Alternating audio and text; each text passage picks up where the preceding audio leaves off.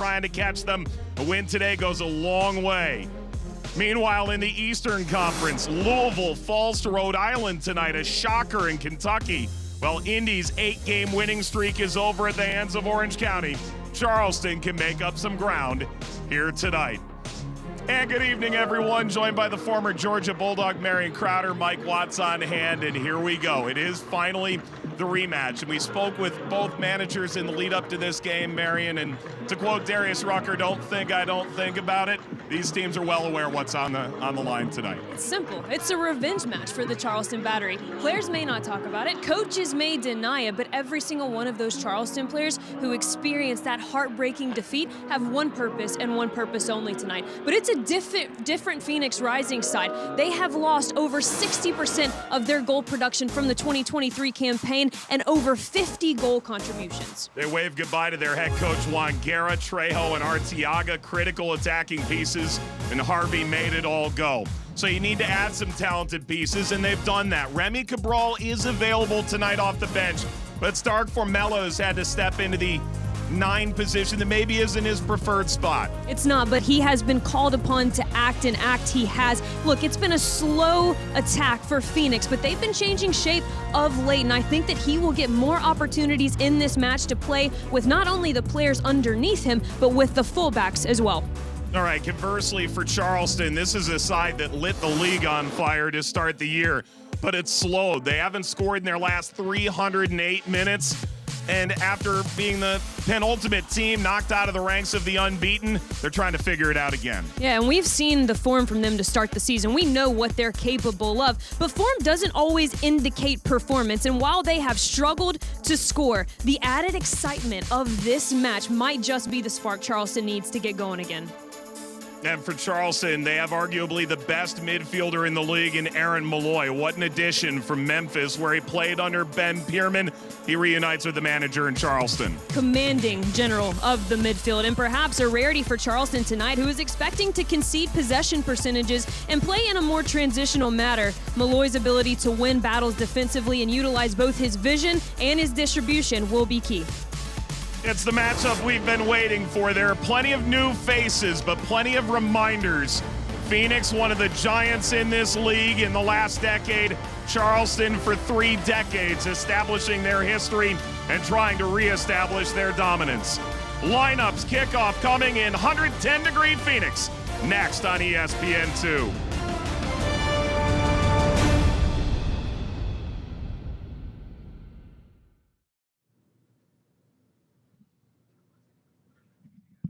Good enough. I'm going to eat that, right? All right. I love that you got the 110 degree in there. Yeah. I just need to give that a little force. Thank you. Hey, is it easier for you to put them on the ground or to see them?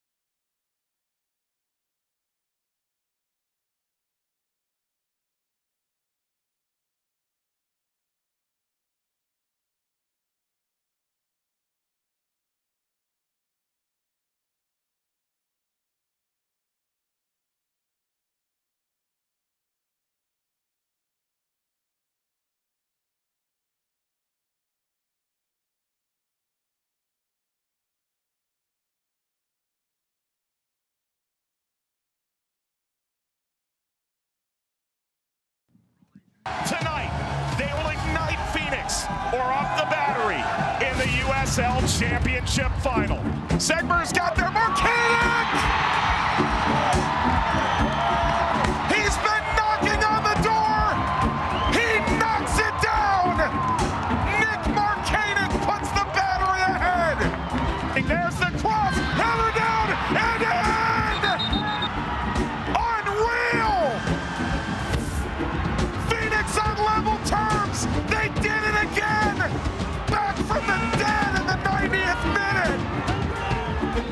It will be decided in penalties tonight. Derek Dodson. Phoenix wins it! Their first championship crown! Phoenix Rising win the 2023 USL Championship final, their first star.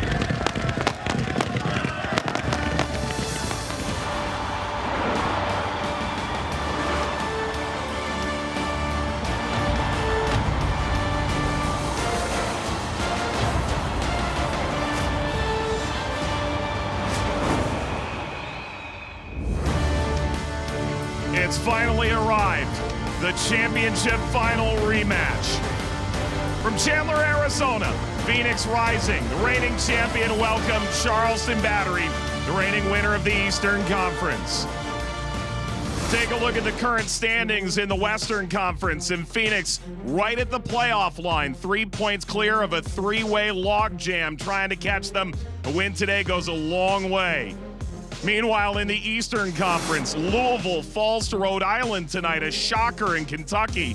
While Indy's 8-game winning streak is over at the hands of Orange County, Charleston can make up some ground here tonight. And good evening, everyone. Joined by the former Georgia Bulldog Marion Crowder, Mike Watts on hand, and here we go. It is finally the rematch, and we spoke with both managers in the lead up to this game, Marion, and to quote Darius Rucker, don't think I don't think about it.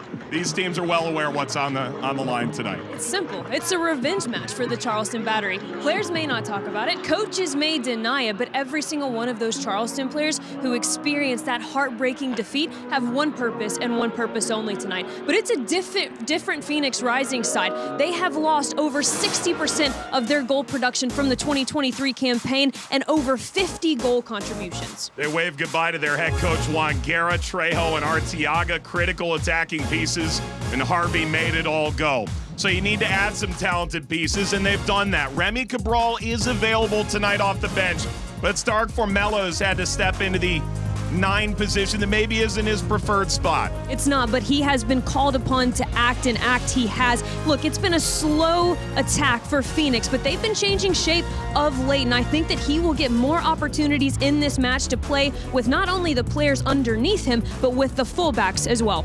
All right, conversely for Charleston, this is a side that lit the league on fire to start the year, but it's slowed. They haven't scored in their last 308 minutes. And after being the penultimate team knocked out of the ranks of the unbeaten, they're trying to figure it out again. Yeah, and we've seen the form from them to start the season. We know what they're capable of, but form doesn't always indicate performance. And while they have struggled to score, the added excitement of this match might just be the spark Charleston needs to get going again. And for Charleston, they have arguably the best midfielder in the league in Aaron Malloy. What an addition from Memphis, where he played under Ben Pierman. He reunites with the manager in Charleston. Commanding general of the midfield, and perhaps a rarity for Charleston tonight, who is expecting to concede possession percentages and play in a more transitional manner. Malloy's ability to win battles defensively and utilize both his vision and his distribution will be key. It's the matchup we've been waiting for. There are plenty of new faces, but plenty of reminders. Phoenix, one of the giants in this league in the last decade. Charleston for 3 decades, establishing their history and trying to reestablish their dominance. Lineups, kickoff coming in 110-degree Phoenix. Next on ESPN2.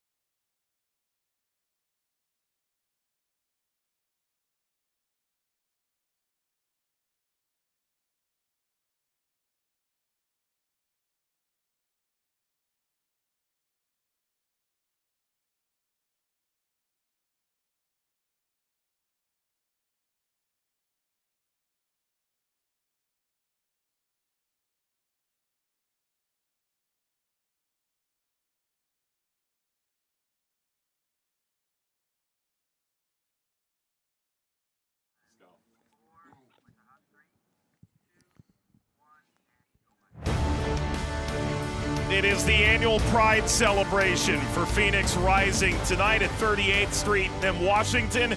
It's also the return of Dollar Beer Night, which has its own unique history here in Phoenix. Rising taking on the Battery, the championship rematch. And for Phoenix, a look at their starting 11. 4 changes, and it's Rito, Fuenmayor, Armenakis, and Hernandez into the lineup, all 4 featured last year for the Rising. And this shape can also expand to a 3-4-3 with the likes of Edgardo Rito on the right side. No Stanberry, the versatile Fuenmayor steps in alongside Pop Marboy. Jose Hernandez stepping in alongside Zambrano as screens in front of the back line, and Armenakis gets the start, which will push Erickson Gallardo to the bench. Meanwhile, for Charleston, they are without Mark Segbers tonight. Major miss at outside back.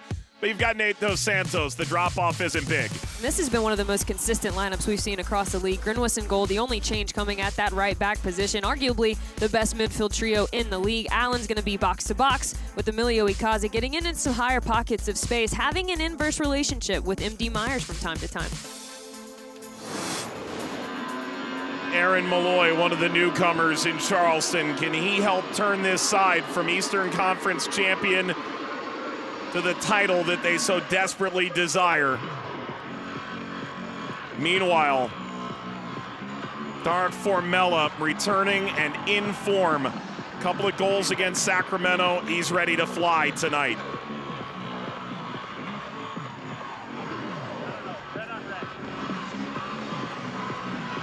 Here comes the opening whistle. Here we go. The rematch has arrived. Phoenix Rising hosts Charleston Battery, the 2023 finalists.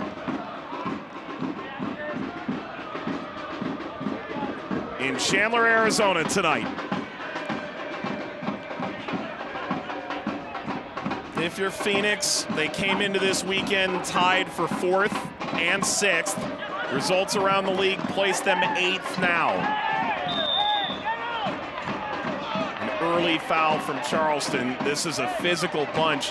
And it's going to be really interesting to see how this plays tonight, Marion, because the temp officially 101 degrees. It certainly felt hotter than that when the sun was out, although that's begun to set.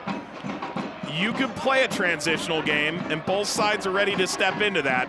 But how long are you ready to play that way?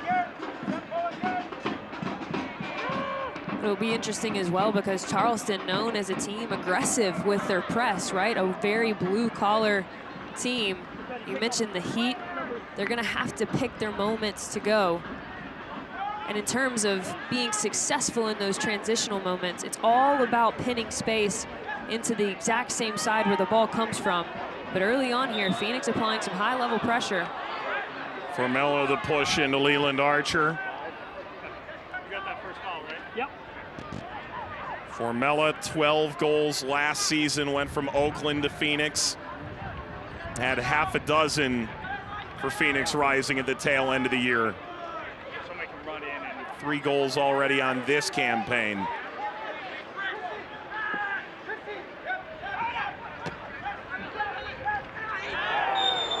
Big collision coming off the back line, Fuenmayor.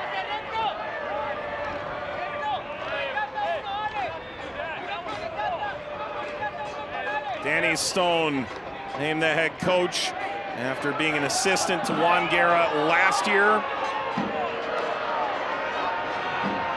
Fuenmayor shown a yellow.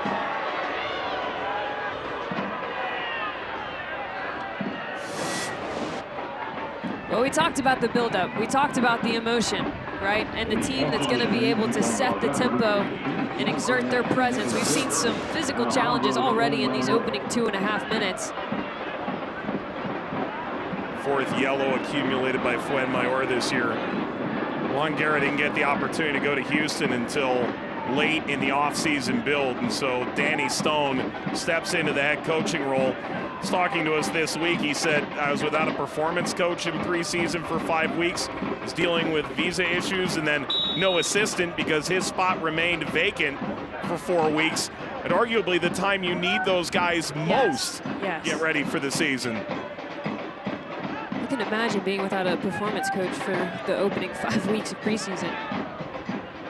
Gutierrez, that's off the mark.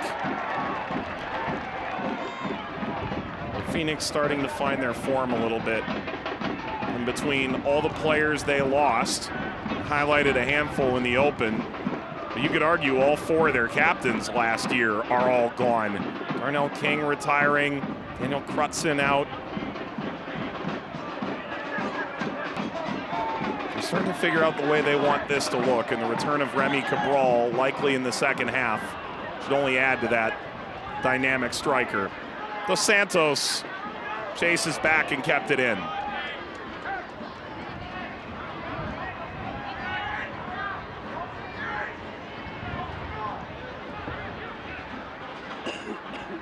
Held over by Grinwis.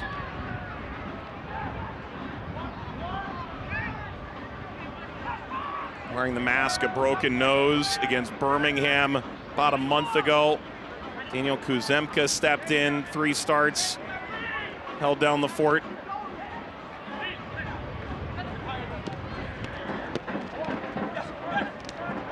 Marcanic taken away by Varela. Traore stymied by Marcanic. Allen. Drac.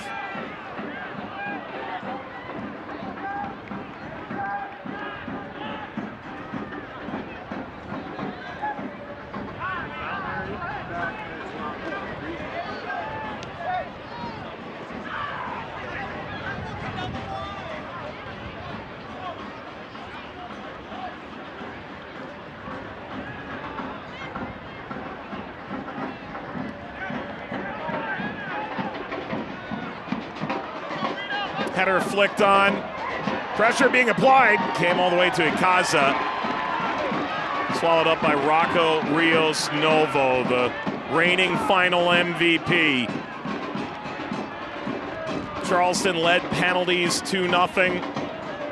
Danny Stone acknowledged it this week. He said, forget being in a shootout like that where down 2-0 and end up winning it in 5 rounds.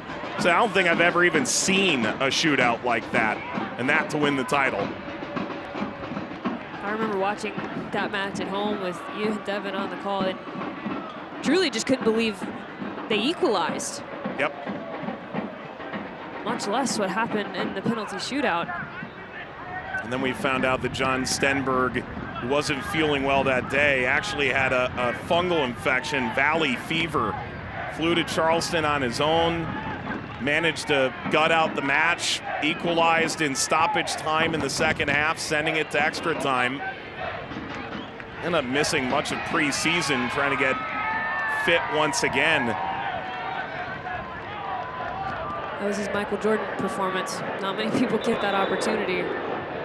At the time we had talked about it as this was the flu game, and it turned out to be very much more than that. This has since been reported in Phoenix. Popmar Boy picked up by Malloy. Mechanic. Ikaza played square. Formella trying to gain position. Nearly flicked it off the arm of Archer. There's support arriving from behind. Torres.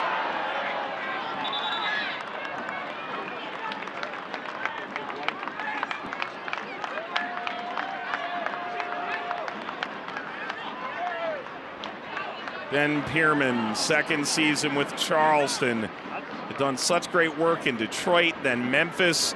Here with the Battery, he and Lee Cohen have totally revamped the franchise under the ownership of Rob Salvatore into a team that was the penultimate unbeaten in the championship this year. They took Atlanta in the Open Cup all the way to the end.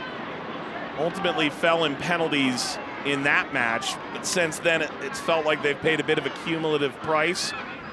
What's more, when you talk to him, he doesn't feel like, as you mentioned pregame,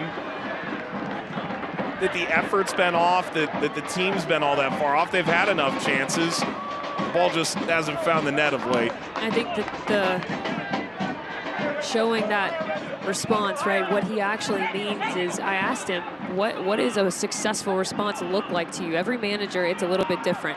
Some managers, it's we have to win. His was simply, we have to score. Rito Rito in front! Formella off the outside of the net. And that'll be a great social media hit later. Would have been much better if he actually found a way to tuck that inside the post. That angle was tight. Formella was nearly up to it. And I like Rito in this kind of flexible shape between a 4-2-3-1 that can also look like a 3-4-3 at times, because he has got such a willingness to get forward. That was just a loose ball in space that he desired to get to more than the Charleston Battery back line.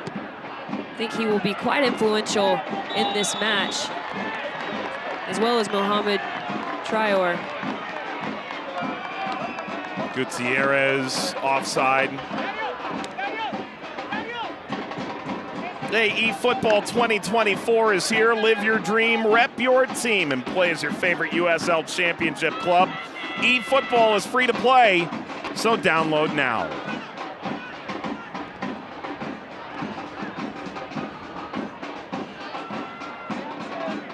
And although Phoenix hasn't truly come out of the thickness that they're in, we are starting to see some indication that their attack is on the up and up. I mentioned Rito being in the starting 11.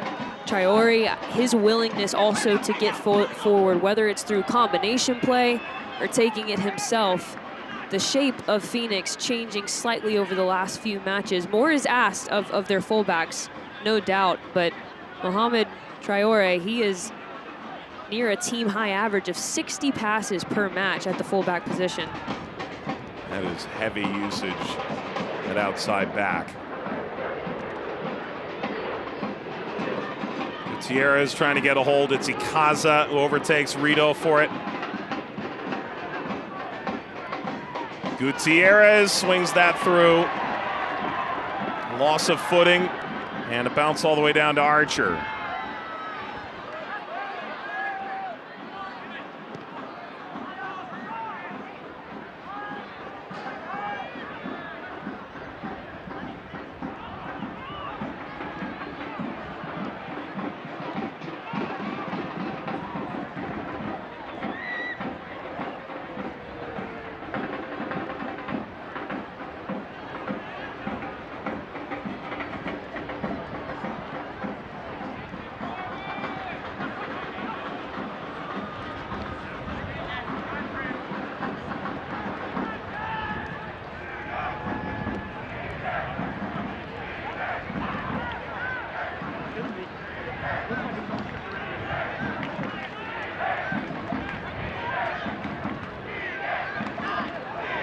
Turn from MD Myers.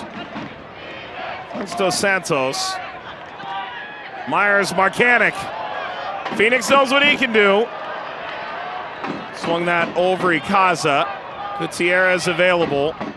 But Ikaza will bring this back around through Chris Allen. All the way out. It's worth noting, you may have heard us say Marcanic. Well, me, I'll take the blame for this. We've all been there, let's be honest. Pre-game. So Nick Marcanic, as we called him in last year's final, had a different pronunciation of his last name than we had initially known. It was different than his own twin brother.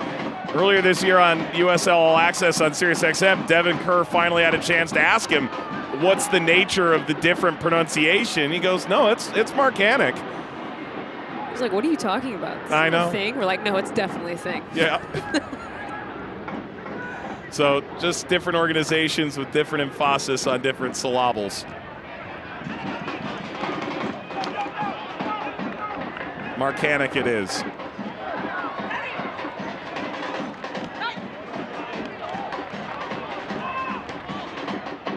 Scored in that final, the opening goal. Ultimately, Stenberg equalized, and as we know, Phoenix ended up winning it in penalties. Armanakis inside for Mella.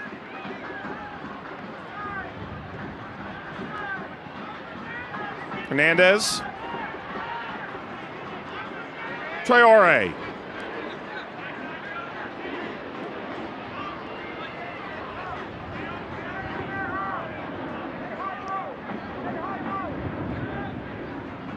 Hamar Boy, national champion at Clemson. was offered a Generation Adidas deal to play in MLS. Found the option in Phoenix more enticing. And that's a referee in the wrong place at the wrong time, and Formella doesn't show much empathy for that. Breaks up a good spell of possession for Phoenix. Handed away by Traore.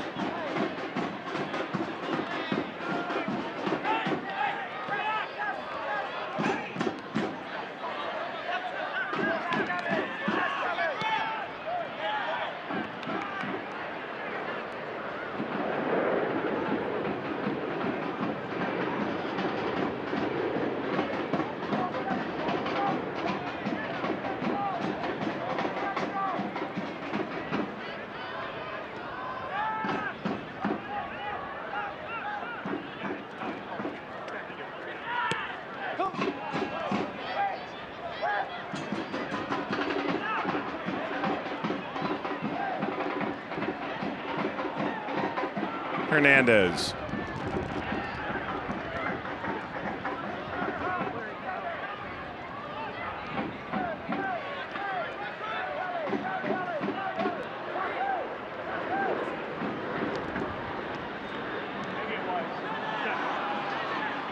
And rolls all the way down to Grinwis. 11? Okay. Just put 11 question mark. We talked about Charleston being aware that Phoenix is a team that can put the ball on the ground and play, and they're aware that they might concede the possession numbers in this match. But for Phoenix, that's all well and good, but how do you make the possession meaningful? And oftentimes that involves skipping a line, like we just saw, a ball straight into your number 9, Formella in this instance, and then letting the movement happen underneath him that opens up the channels.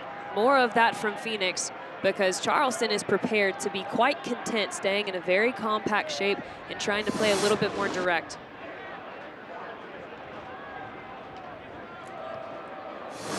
Gutierrez overtaken by Potmar Boy.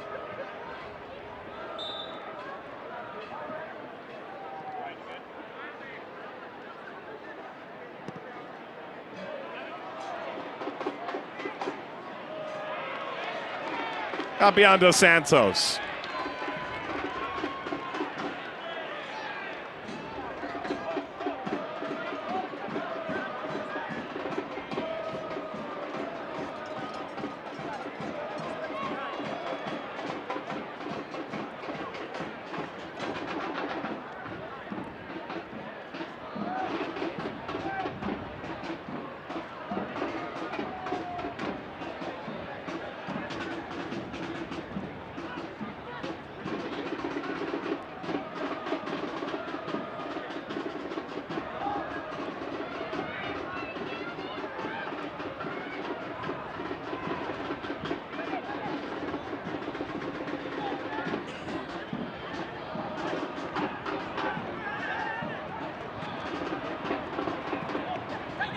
Traore. Dos Santos slides down, and Malloy picks it up for Charleston. 8 clean sheets for the Battery, but it's 5 winless in all competitions. They started 11 unbeaten to begin the campaign. It's a group that made the playoffs 14 of 16 years, but really suffered through the final season of Mike Anhauser's tenure. Then Connor Casey took over with ultimately little success before Ben Pierman and Lee Cohen took over. Cohen arrived first late in 2022, started to put the foundation in. It was funny talking with Lee about selecting Ben Pierman. There was no 3-hour slideshow or videos to describe what they wanted. They just had some long phone conversations. It became clear that they identified a lot of areas of the game the same way. Eventually, that led to more substantive talks. Drac. Taken away by Ikaza. Rito trying hard to pull this away. And see it onto the foot of Gutierrez. Forward from Allen. Ikaza lost it at his feet. Hopmore Boy, it popped off the back line, provide pressure, and ultimately Charleston coughs it over the end line. You mentioned the new tenure of Lynn Pierman and Lee Cohen. I think the most important part about that relationship is seeing the players that you want to be in your club the same way. And for both of those guys, it's a matter of culture, right? If they don't have a good reputation, if they're not just all around good people, they're not going to fit here. That being such a big emphasis, and if that isn't shared by the two of them, perhaps this Charleston team doesn't have the kind of culture that it does now. Rito can absolutely blaze down that right-hand side.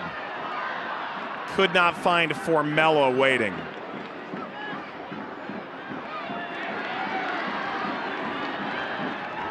Picked back up by Armenakis.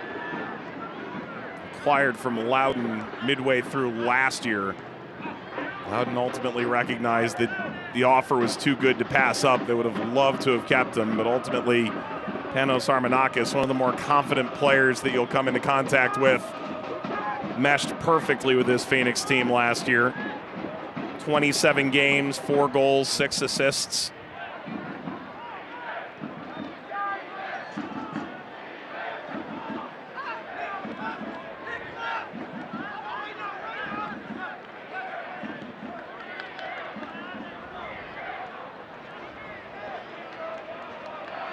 Armenakis. In some ways, that's an interesting tint to the legacy of this Phoenix Rising team last year. As this finds a pocket. Pass through from Varela, broken up. Hernandez plays it wide. And the ball lined toward Graham Smith. Sometimes you hear, can you just get to August, September and get hot and run a championship out of it? And that in some ways can be a bit derogatory, as if to indicate that a team didn't deserve it. The way Phoenix built through the first year with Juan Guerra, added pieces along the way, and ultimately strove to hit their potential is a great example of how ultimately over 9 months you can in fact become the best version of yourself. And so a number 6 seeded never won the title. They did that. Then they did so with these tantalizingly amazing, chaotic wins in which they either equalized or scored the winner in the 90th minute or later in all 4 playoff games. Great teams, they do that, even if perhaps they don't finish near the top of the table.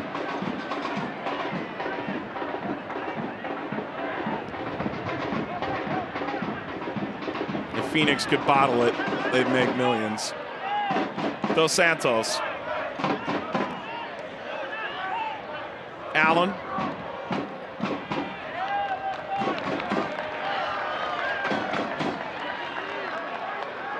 Cat and mouse.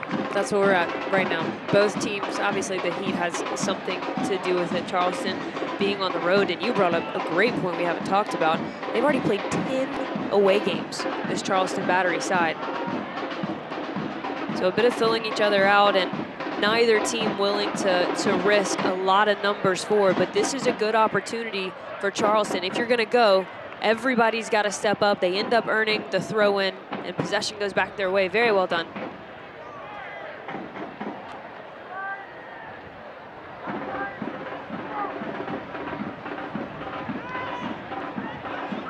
Allen.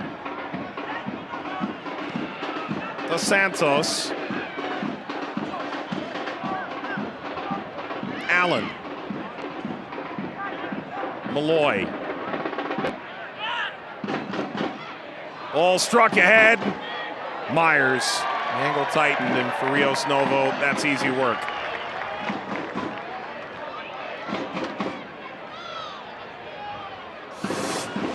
And starting with the trio of Allen to Malloy, who can find the cheekiest of passes. He plays it in. Such a tight angle. It's gonna have to be better.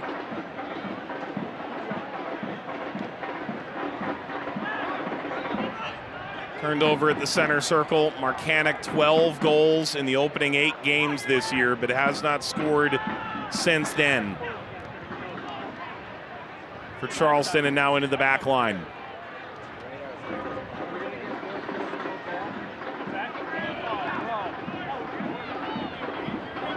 Now 330 minutes without a goal for Charleston in the league, and still they entered the weekend tied second in goals scored. It goes to show you the kind of pace they were on when we first started the season. Meanwhile, it's Louisville a long way away from everybody. 42 goals scored. That's most in the league. Well, they fell tonight 5-2 to Rhode Island. A shocker, yes, but I think those of us that cover the league, we can all agree that Rhode Island team. They were due. Yeah, they were. They're not a bad team. Varela, Torres, trailing run, Zambrano. Hernandez.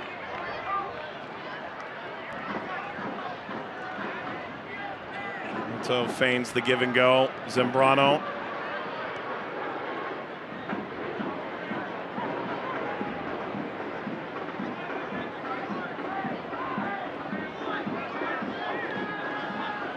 Fuenmayor. Traore.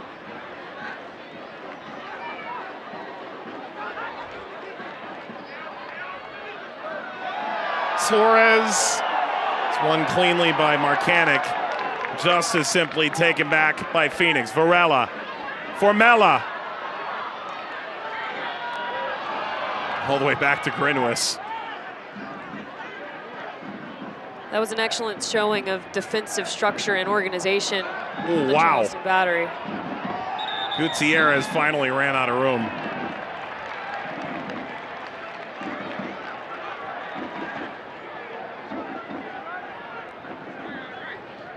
"25 minutes gone." You know the hottest temperature you played in? It was 101 at kickoff tonight. I didn't plan that. It's funny, Ben Pierman said, dry, wet, I don't care. Humidity's irrelevant, 100's 100. I was actually just about to make that argument, but I played in humidity. You did? He didn't care. No.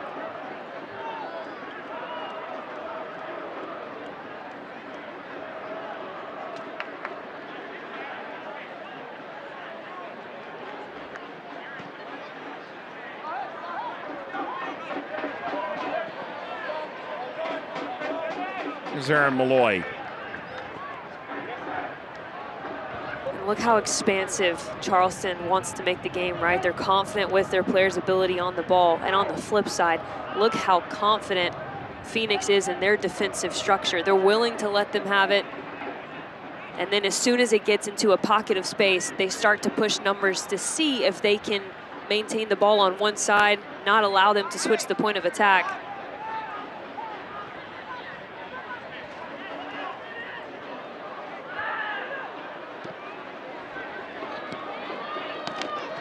Oh, Marcanic got cleaned off the ball by Torres. If he wasn't going to get a yellow, surely he is now.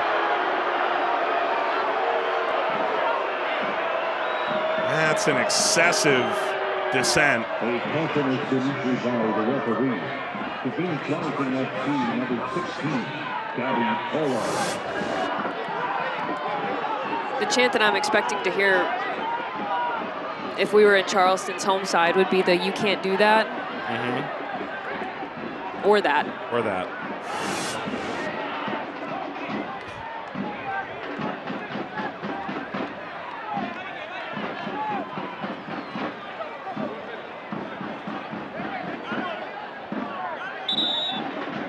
A lot of praise from Danny Stone about Gabby Torres' performance of late.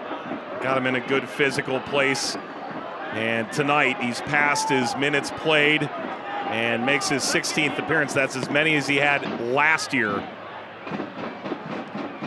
Off the restart, Gutierrez.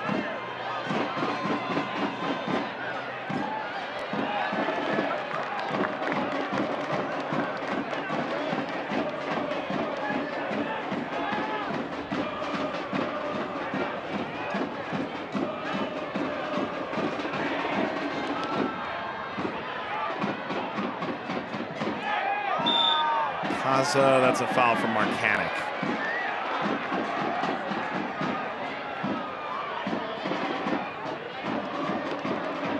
Kaza, the one giving the speeches the end of last season in the locker room. Someone's got to be that vocal leader, and oftentimes it did prove to be Ikaza. 26-year-old Floridian.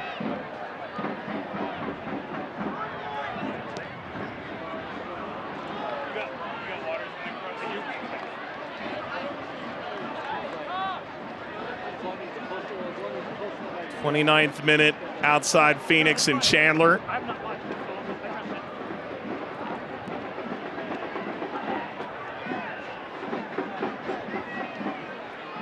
Charleston looking for a little bit of revenge. Ultimately, tonight will decide nothing as it pertains to winning a trophy at season's end. There was an acknowledgement from both managers that it's going to play into the psyche a bit. How could it not? One of the great USL Championship finals last year on what ironically was a very frigid night in Charleston, South Carolina. Torres. Dos Santos rips him down.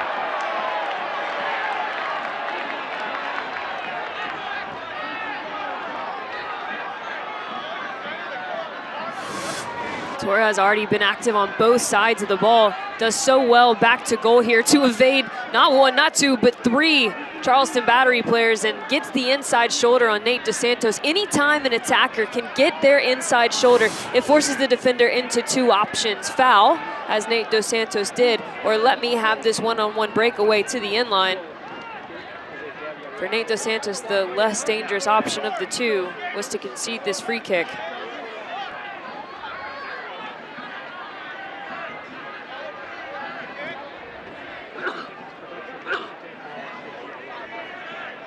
Varela will walk away.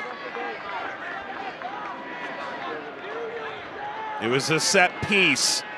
It was Charleston's undoing in November.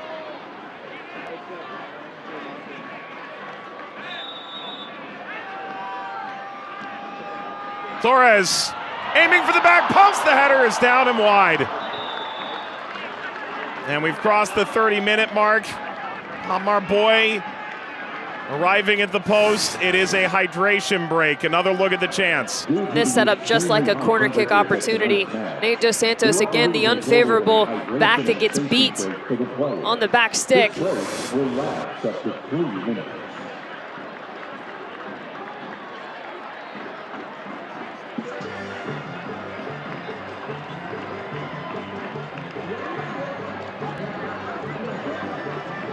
So everybody's going to get a much needed drink of water. Again, temps right around 100 degrees as we kicked off, and that's with the sun already down in Phoenix. Scoreless in the 32nd minute. There was some pregame festivities of note. Each year, Bellevue University teams up with the USL and the USL Black Players Union. USL provides one of its available Bellevue scholarships to the UBP, them to award to a nonprofit organization in the country who's doing great work in underserved communities. The 2024 season, the UBP selected Elevate Phoenix as the nonprofit. Elevate Phoenix awarding the scholarship to a graduating senior who's risen through the ranks. Their offerings and programs. Congratulations to Mr. Amaya, recipient of the USL Impact Scholarship from Bellevue University. It's worth noting that Gabby Torres just finished up in March his MBA from Bellevue University, while Charleston Battery captain Leland Archer is currently a student trying to attain his master's in business administration. Shout out, boys. Love to see that.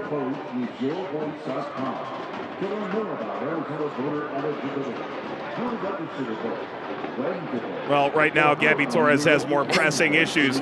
If you're Phoenix, what do you make of that first half hour? You're at home. We saw certainly moments, thank goodness for the fans, both being here and the literal fans. Marion, we saw moments where Phoenix was willing to press in the attacking half, moments where Charleston had pinned it in a little bit. What do you make for Phoenix out of that first 30? I have to say both teams are okay right now because Charleston has a .1 expected goal percentage and Phoenix has a .14, just slightly above. So again, both teams filling each other out, but for Phoenix specifically, when Charleston goes wide, pin them in. They have the players available in the midfield to surround the ball, put pressure on the ball, win it there, because that's also where your attacking threats are. And if you're Charleston, you're not forcing Phoenix out of your shape near enough, not utilizing the talent you have through the wide areas. What I loved about this Charleston team, especially to start the first part of the season, is they had such a dynamic attack in the way that they would go out to in so quickly. Quick combination plays into the trio of their center midfielders, and they'd spray it out wide, and they'd do that from left to right. That's going to have to be the type of game they play if they're going to want to pull Phoenix out of this compact shape. Danny Stone indicated it's risk-reward, right? It is. How much are you willing to open yourself up to put your foot on the gas in this game?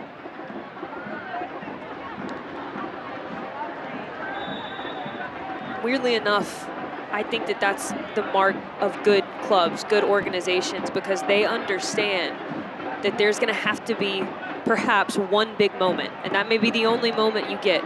And they're teaching their players the focus and the technical execution it takes to make that one moment worthwhile.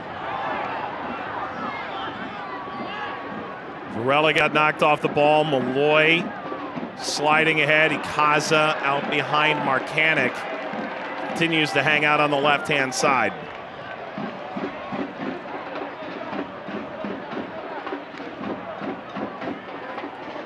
Yeah, watch the match turn on SiriusXM FC 157. It's North America's only 24/7 source for engaging soccer talk, including USL All Access Tuesdays, 8 p.m. Eastern. Plus, hear live matches from USL, MLS, Premier League, and more. It's all on SiriusXM FC 157 and the new SiriusXM app.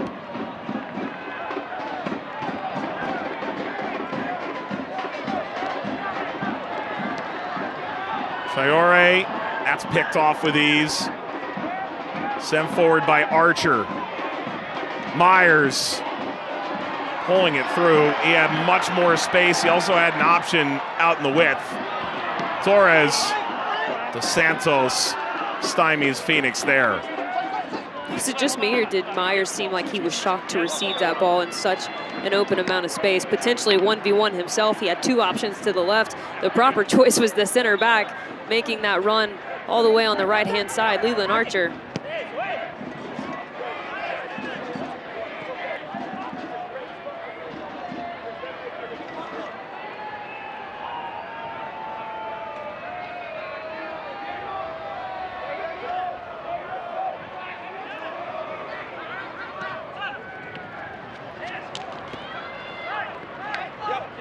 Off of Torres.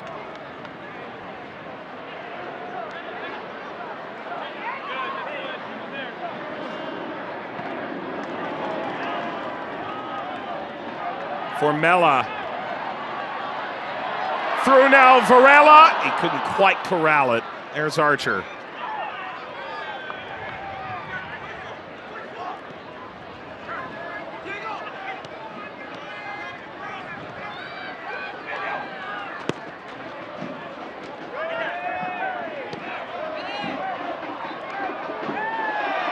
Ikaza in for a do-si-do.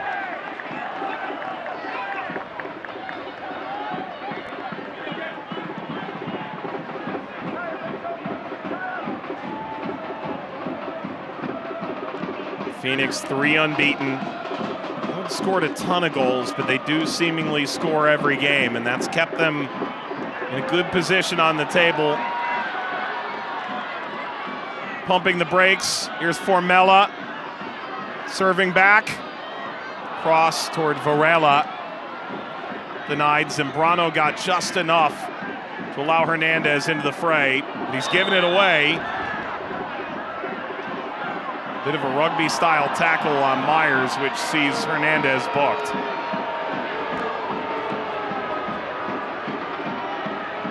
Captain has been issued by the referee. The Phoenix Charleston FC number 8. Kaza in pursuit, Marcanic in pursuit. It's MD Myers who ends up getting the turn, and an obvious yellow card right in front of our center referee.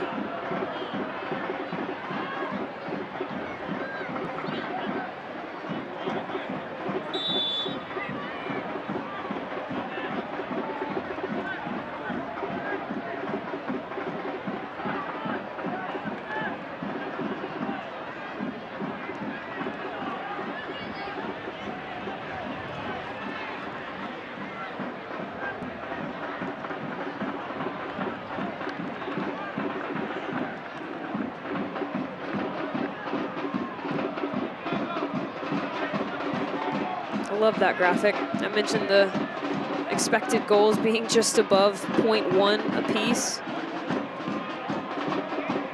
We kind of knew that Phoenix is trying to come up the ladder in terms of what they can do in the attack. We also knew that Charleston, to your point, was going to play this risk-reward game. You can see that the game plan being executed by both teams from their managers.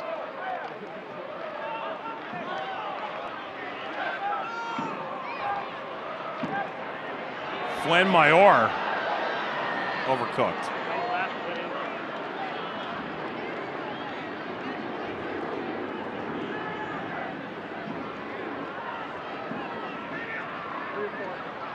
11th year for Phoenix, three-time Western Conference winner, 18, 20, 23.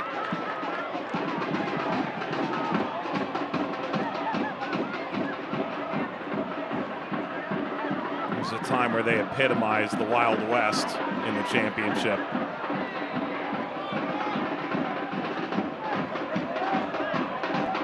Phil Marcanic.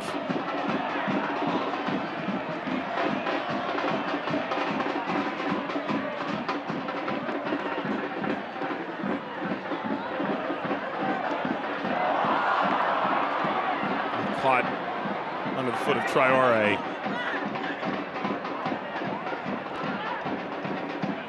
Malloy in a more advanced position.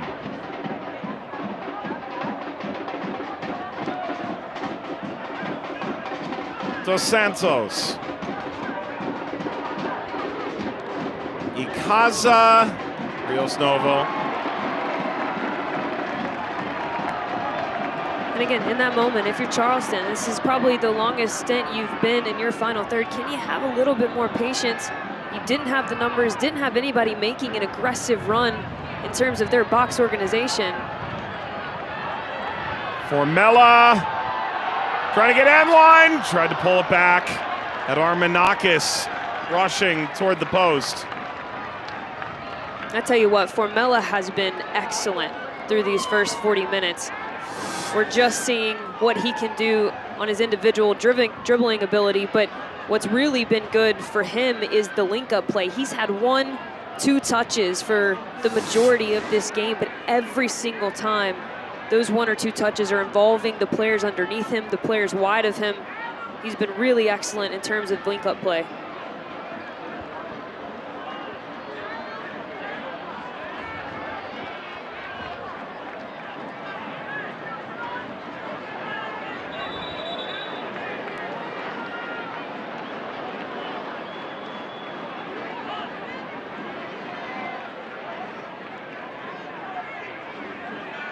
Hernandez and Icaza getting a talking to. Corner for Phoenix. Everything got quite condensed.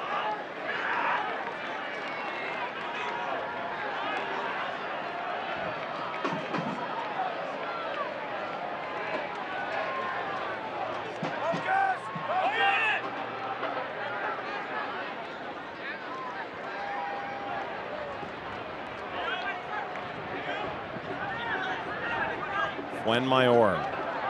No John Stenberg tonight. So Mayor steps back into the 11 for the 7th time this season.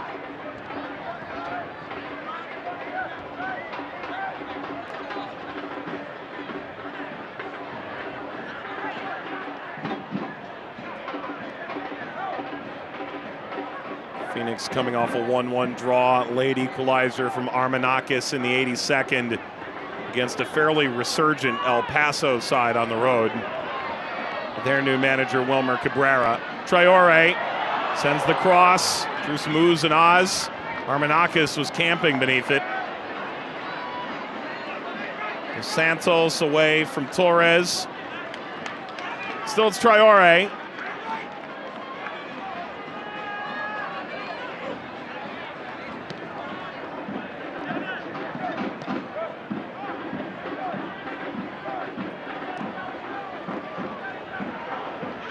Down into the channel. Rito plays it in front for Formella. Slid just shy of the tap. Rito has been so excellent keeping the width for this Phoenix Rising side. And an early delivery, that's such a dangerous ball because it forces Grinwis, do I come out? Do I stay on my line? If there's any kind of hesitation there, potentially that's a toe poke in, and luckily for the Charleston Battery, that run was just a bit too late. But for Phoenix, that has been such a bright spot, and there is an obvious mismatch there in terms of speed with Drac on the left-hand side and Rito on the right-hand side. I would continue to feed him, feed that 1v1 matchup.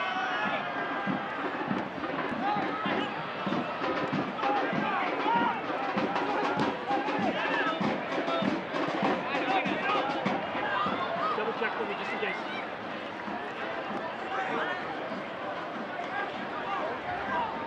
The fourth official has indicated there will be a minimum Just of 3 added minutes at the end of the half, largely by virtue of the hydration break.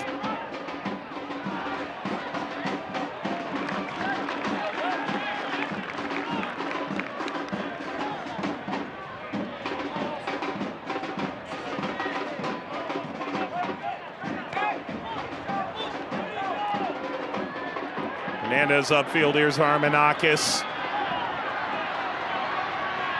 Powering ahead. Still unperturbed. Rito! Kept away from Varela by a sliding Grinwis.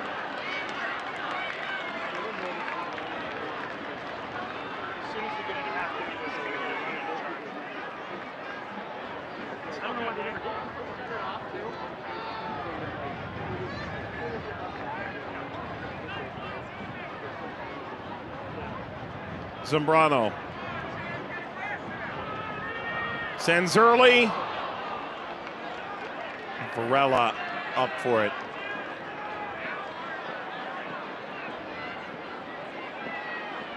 Grinwis taking the starting role. Trey Muse leaving at the end of last year. Battery have already eclipsed their point total from 2022 this year. They actually had a 34-point jump year over year. That's a league record from 2022 to last season's third place finish in the Eastern Conference. Right now they're on pace to get right back toward that 60-point plateau.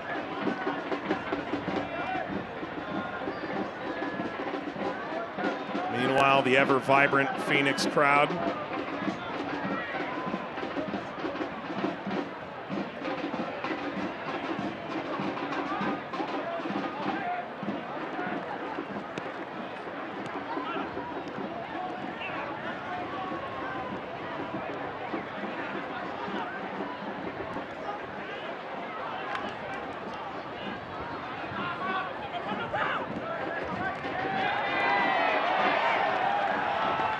bit slow from Gutierrez.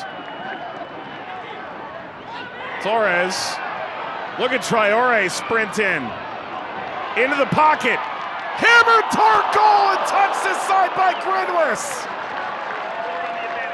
Armenakis most certainly has that in his bag. And for the first time, the crowd here in Phoenix really roars. Grinwis, are we kidding? Traore keeping this play alive, makes an excellent decision for a square ball into Armenakis, who has been so influential with his movement. And if Grinwis does not have that kind of reaction, if he does not have that kind of power, to jump off the line and get just a fingertip on that. That is the goal of the week, no doubt about it.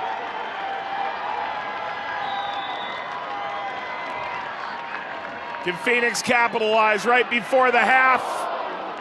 Header skids to the backside. That's another corner. You can see Pop Marboy lifting his hands up to the crowd, rising to their feet with a matter of seconds remaining before halftime.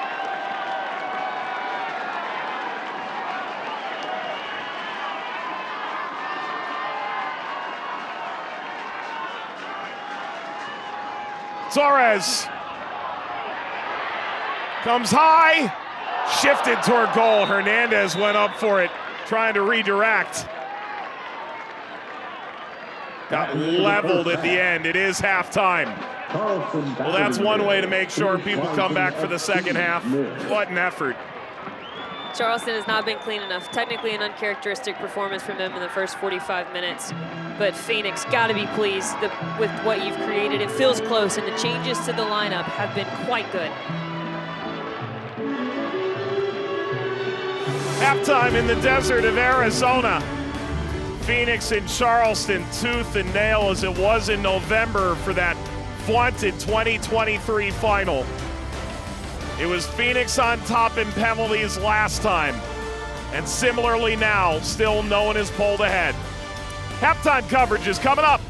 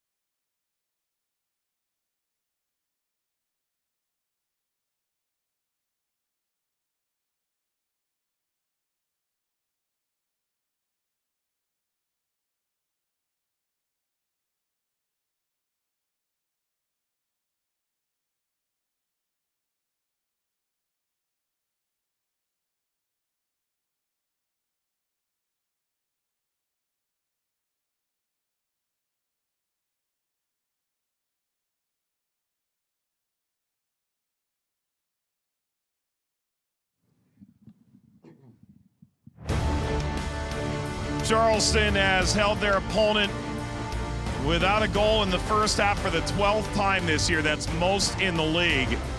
Halftime, Phoenix and Charleston in this rematch are scoreless. Welcome back into the booth, everybody, with Marion Crowder, Mike Watts. But I think we should give a lot of credit, while Charleston keeps a clean sheet, to just how well Phoenix played this Battery side in the first half. They have made it uncontrollable for their midfield trio, arguably the best midfield trio in the USL Championship, and they were not involved in that first 45 minutes. And because of their defensive willingness, Phoenix has actually leveled up in the attacking way. They have created so many chances in terms of their ability to produce, but it always starts with a player's willingness to challenge. We thought perhaps this Charleston team was going to break through first, as we see them with the first opportunity of the match. This epic ball through finds MD Myers, but it's just a bit out of his reach. 27th minute again, it's Charleston getting forward. It's a Gabby Torres frustration yellow card on Marcanic. It was a good example of just how physical this half was. And then Armanakis right before halftime nearly left us all stunned. If this was a goal, it would have been the best goal that we would have seen all week, but you got to give credit to Grinwis for just getting some fingertips on that. It ends up being a corner kick, and as the half went on, Phoenix got better and better. Charleston's going to have to find a way for their footing. Well, this feels a lot like November. Not a ton of opportunity, and in this particular instance, level possession, and yet still both sides looking for a critical win. Charleston struggling, but a chance to advance their position in the East. Meanwhile, Phoenix in the West trying to evade the playoff line, make their way up what's a very convoluted table. It is halftime in Chandler. Phoenix and Charleston scoreless. This is the USL on ESPN.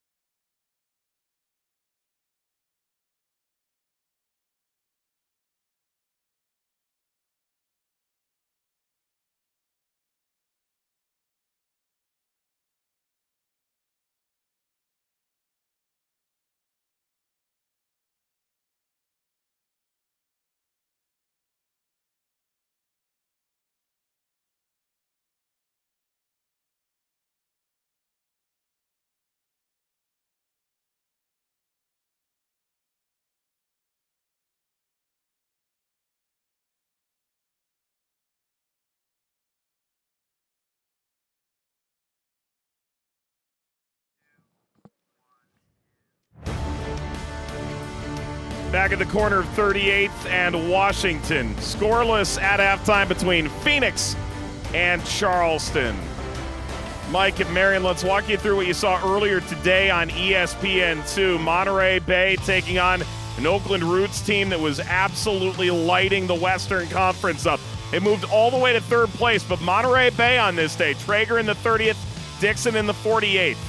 What a performance by the home side, Monterey Bay. They needed it. They have been desperate to see goals in the back of the net, but it was Johnny Rodriguez who made things interesting in the 64th. Unfortunate for Oakland, too little, too late. Oakland 20 shots attempted in this game, their highest total in a match all season, but they lose. Louisville 29 shots against expansion side Rhode Island, their highest total all season, and they lose. It's Holstad in the 30th minute with a stunner, then Quizera right before halftime. Rhode Island ahead 2-0 to the surprise of everybody. It's a real chance late to get back into this. Jake Morris, but ultimately Rhode Island get goals from 5 different scorers. Holstad, Quizera, Williams, Fuson, and Angking win 5-2. Meanwhile, Indy 11's 8-game winning streak concludes at home against Orange County. Pittsburgh continues to struggle. They haven't won in over a month and a half. A 0-0 draw with North Carolina on the road, while Miami, 2 goals ahead, ultimately cede the back 2 to Loudoun and finish level 2-2. Meanwhile, some other scores that have continued to roll in, primarily from the Western Conference. Tulsa and Sacramento finished 0-0, while New Mexico were able to retain their advantage atop the Western Conference. The three-point performance, a 1-0 win over Colorado Springs, who have been playing so well coming into that game. Memphis is playing right now against Las Vegas on ESPN+. It's 1-0 Memphis there. So Phoenix and Charleston are 0-0 at halftime. We've got plenty more coming here from the great state of Arizona when we come back.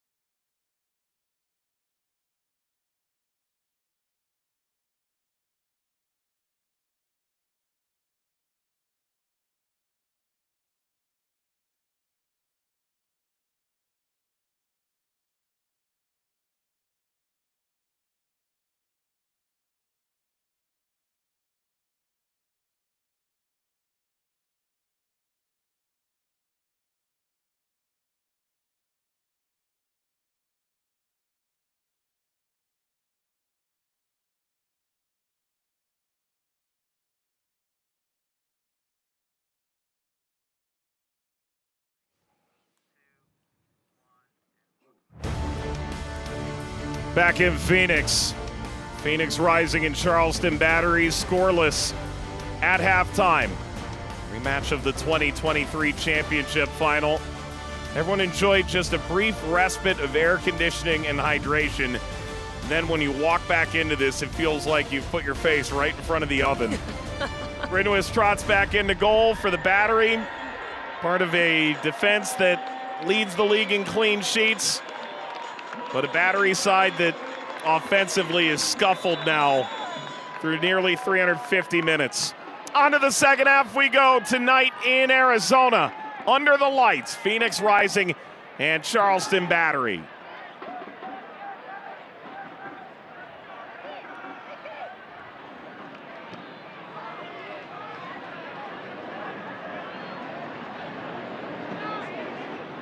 Casa early. Gutierrez chasing at the back of Torres.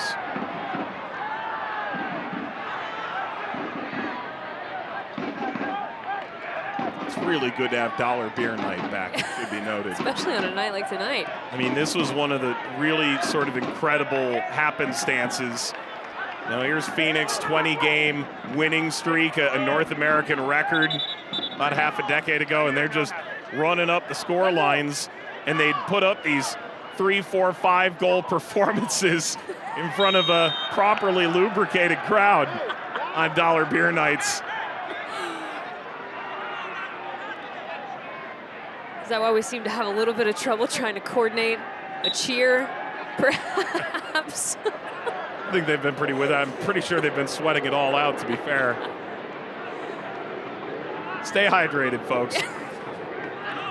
Whichever way you choose. That's right. Armanakis unable to reach out and grab that. Armanakis, the great chance right before halftime. Oh. You and I were lamenting at halftime. Sometimes the majesty of the moment requires that the ball go in. Couldn't help but feel a bit hard done not to see that hit the net. A wonderful save from Adam Grinwis to deny the opening goal. And this slithers by Ikaza. And that's a good point. You know, at halftime we talked about how Phoenix actually, from the defensive side of things, was a bit more bought in. They seemed to have a bit more willingness to go to ground and be a little bit gritty. But Mike, perhaps that's because we've gotten a little bit spoiled with how consistent Charleston's back line is, and that includes their goalkeeper, who made probably the save of the week. Armanakis might want to test that theory. Armanakis curling! Grinwis reached out for it. Ultimately did not need to get a touch on this. He ended up falling a little bit in the follow-through of his shot. But you know what I think? Third time's the charm. Do it again. Why not? Both times have been inches away. Give the people what they want. Said long for Marcanic. Too long for Marcanic. I can tell you the USL Championship is on CBS Sports and ESPN platforms all season long. Catch live matches, expert analysis every day on the CBS Sports Golazo Network and on ESPN Plus. You can go to USLChampionship.com for the complete USL TV listings. And right here on ESPN2 on Friday, July the 5th, the USL Championship Showdown. The Battery, reigning Eastern Conference champion, will see Birmingham Legion, 7 p.m. Eastern time, July 5th, right here on ESPN2. It's part of a very busy week on ESPN networks for USL League One and the USL Championship.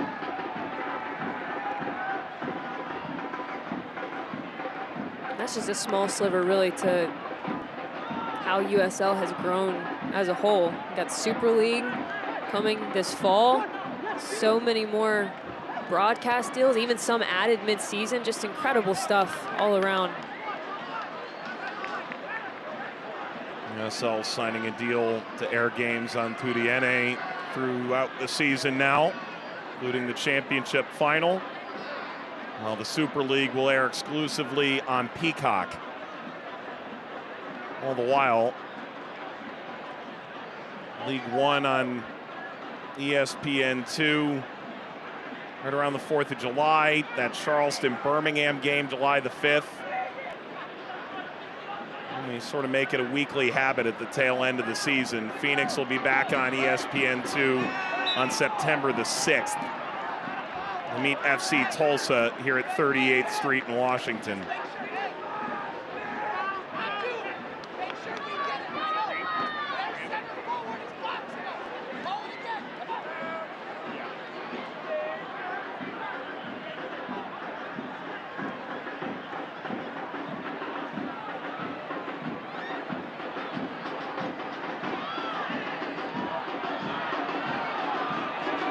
Varela caromed off of Smith.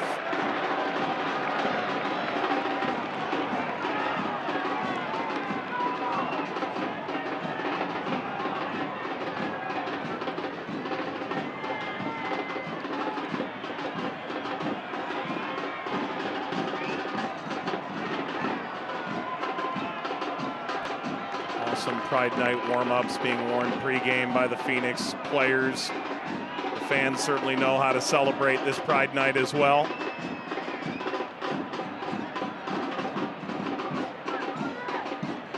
Corner for Phoenix in front of the supporters. Looping header hits off the post, and then the header goes wide from Fuenmayor. Traore put that off the post, and how in the world, from that angle, from that close, did Fuenmayor not nudge that over the line? I don't even understand the physics to what we just saw.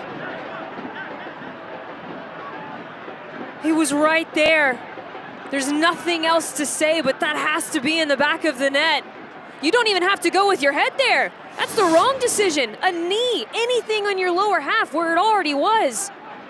Oh, Fuenmayor, he's gonna be dreaming about that one tonight. Tough moment for the 27-year-old Venezuelan-born center back. Open Cup champion in his time in Houston back in 2018. Guy that Juan Guerra brought into Oakland in 2022.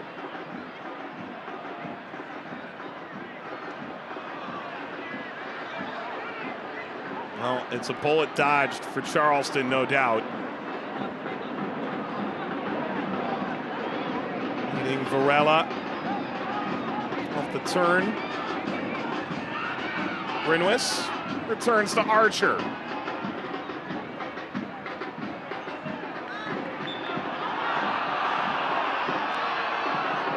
Kaza is tripped up. Zambrano.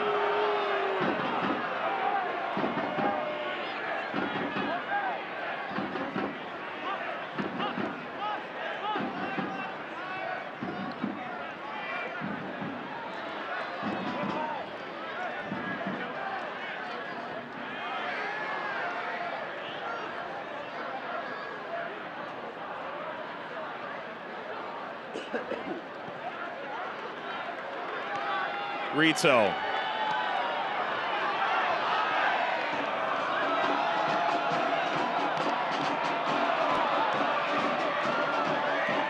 Crowd roars to life. Fuenmayor.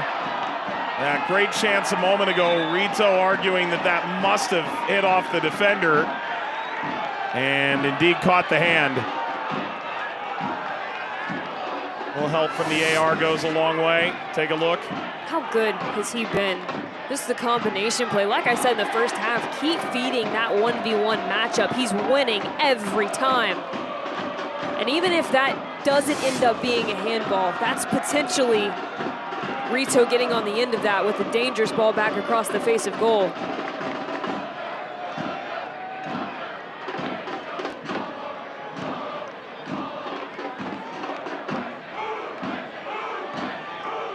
Phoenix have attempted the last 6 shots in this game, going back to the 23rd minute. Will they find the one here? Whipped in front. Ultimately off of Archer. Corner for Phoenix. That's a phenomenal ball in. I love the in-swinging delivery into the run of the players around him. And in that kind of span, Grinwis doesn't have a lot of room to operate. He's got to decide to be brave and come off his line. But because it's such a pinpoint service, he has to stay back, and his back line does well enough to get it out for a corner kick. Corner over Torres, who had made that clever contact on the previous effort.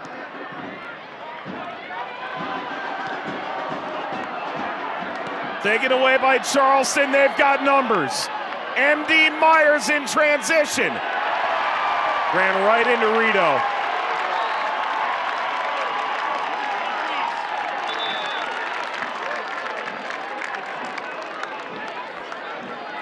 Charleston starting to feel like they are losing grip of this. They're gonna make a change 10 minutes in to the second half.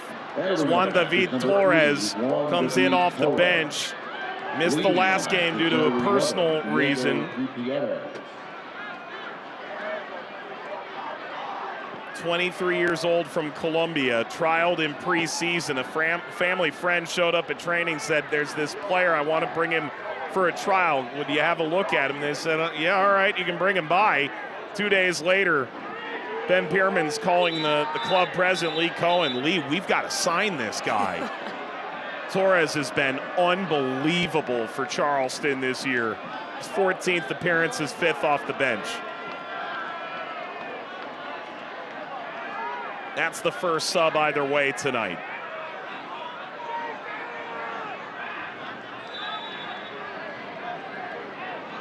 He goes short through Torres. Malloy. Bangs high for Mella. Archer got there first.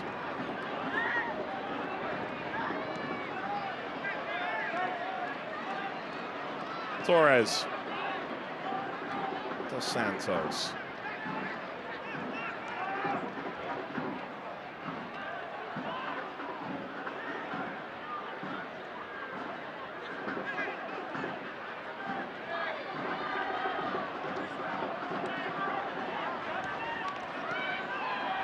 Drac. Long wavelength. Armanakis. Showing off the moves. Out into space. Outer space. There's Grinwis at the feet. A Select ball. Select, the official match ball supplier of the USL Championship and many elite leagues throughout Europe. Visit us.select-sport.com. The latest Select products, specials, and more. Select, the player's choice. Ball through, chance, rings off the crossbar after hitting off Rios Novo. Best chance for Charleston yet by a wide margin. Torres caught by Rios Novo. Sent a rainbow dipping toward that upper 90. And now Charleston has found their sea legs. There's life, and that's exactly what you expect when you have players making substitutions, but it's Nick Marcanic on his favorable right side. A beautiful prep touch, and that's what sets him up to try and go near post. It's a cheeky finish, and it has to be the perfect power of pace and finesse. And Rios Novos, he comes up big against Marcanic, and actually the deflection from Rios Novos is actually what sent it up into the crossbar. But he's called upon again seconds afterwards. But that's why I like Torres on the pitch. Really, in the first 45 minutes, we saw Nick Marcanic playing on the left-hand side as opposed to his favored right-hand side. And I say favored because he likes to cut in and have shots from distance on his left foot. Being back on that side, he's allowed to do that. And Torres is filling in a lot of pockets that have been vacated from players like Emilio Icaza. Really good balance in the midfield right now for Charleston. Myers, Icaza, Marcanic. Torre got there first. Now last chance for Marcanic, 0.07 expected goals. However, I really say that to say that Fuenmayor, according to Opta, had a 0.89. That's an 89% conversion rate from the point at which he missed in front of goal. Opportunity back in the 52nd minute. I'm surprised it's not higher than that. Have we ever seen a 95? That's what I'd give it. Yeah.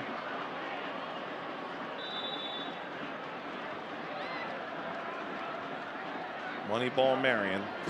That's what I call you. I think that he's going to go back and watch that film, and there's only going to be one question. Why did I choose to use my head? And in that moment, I've been there. You get so excited, you almost try to overcomplicate the moment where it's a simple toe poke. Been there, done that.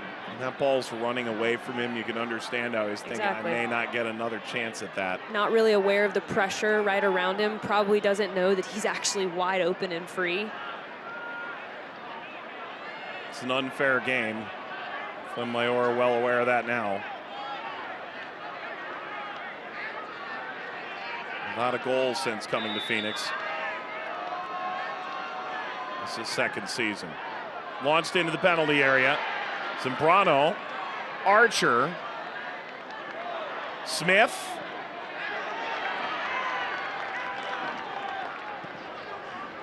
Drack through Allen. Hooks into the area toward Archer. Ball knocked down. He calls a kick save. Rios Novo. What a tremendous reaction save. These goalkeepers have been outstanding tonight.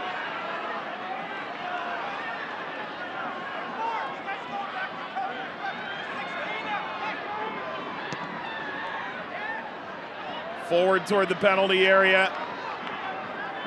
Dos Santos. Grinwis, a remarkable save right before halftime. Ball dropped down. Smith rolls it out. Torres. Well, the remarkable part in that moment is that Archer was the target at the back post, center back, and the guy who first brought it down, Smith, center back.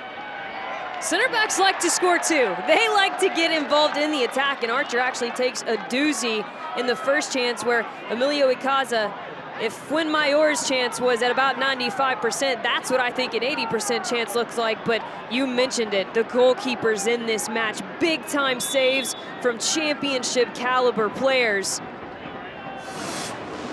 And there was a conversation that was obviously had in the Charleston Battery locker room at half. This is an entirely different team that we've seen in the second half than we saw in the first.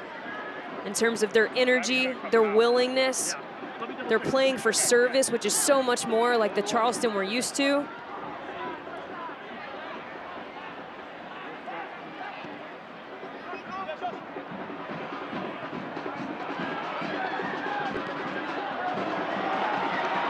Armanakis leading Edgardo Rito. Formella, contemplative. Rito may get a second look at it. Torres steps in front.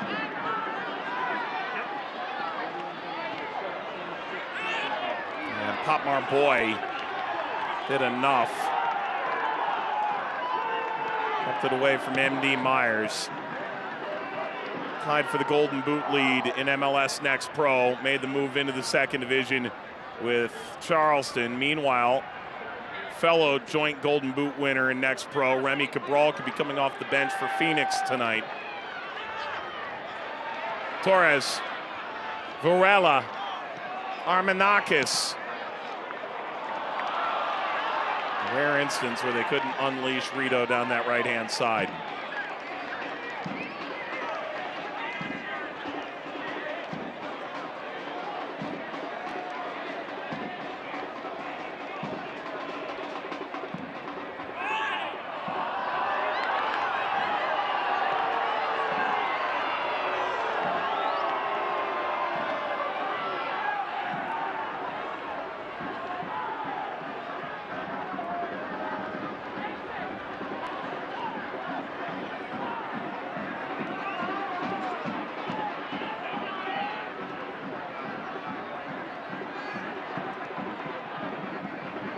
Giulio Doratiotto waiting to come in. 20-year-old Italian for Phoenix in a moment's time.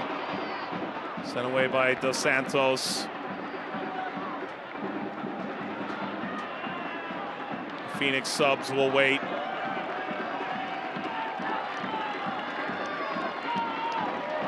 Varela. Formella. Ball picked off. Varela. And Dos Santos wins the goal kick. Here comes a double change for Phoenix. There's some Gallardo. Doratiotto for Phoenix. That's it for Gabby Torres. Noted master's degree holder, as we found out tonight. Congratulations. That's a big accomplishment, especially with all the responsibilities you have as a professional athlete. It's more than just what people think is playing a game on a pitch, right? There are so many other off-field responsibilities that come with playing in a USL Championship club.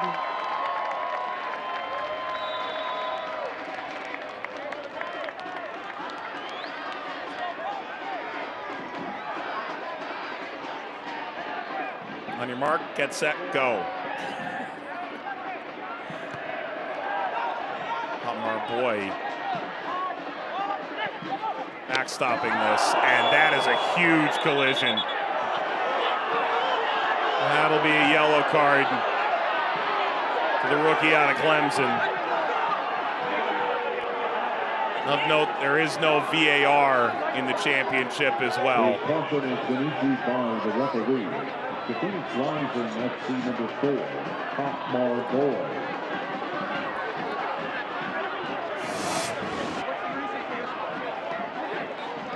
And it's Drac trying to get on the end of the second one and just gets such a brunt.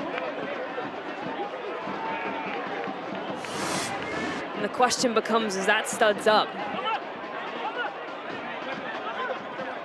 And ultimately, whether or not you land studs is part of the conversation. It's not, yeah. Not exactly what you think it is, right? It's the intent. Yep. Right? And you mentioned it, don't have VAR. Obviously, the referee doesn't have the hindsight that we do to look back at things in slow motion. But if you ask me, Popmar Boy got off lucky there. Drax back up, that's good news. Doesn't have to wait to re-enter because of the yellow card. What Charleston and Ben Pierman knows is that he popped our boy. Yeah, let's go. They'll play on. Look on there from Ikaza into an offside, MD Myers. That aside, and Popmar Boy has been excellent tonight. He has been extremely physical against MD Myers, and in terms of every time that MD Myers tries to check down underneath, tries to be a link-up player for this Charleston Battery side, he has got hands in his back. He's making life difficult. He's also been a distributor of their attack, skipping lines into attacking players. He's going to be a star for them in the future. Dangerous ball. Vital that Smith caught up to that. That was nearly a catastrophic error from Charleston. Phoenix has sped them up a bit. Archer let off the hook.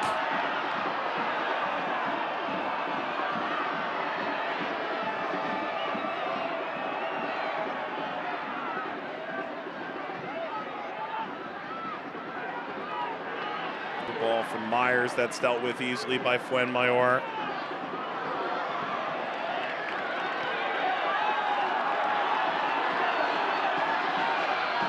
Rito, Armenakis.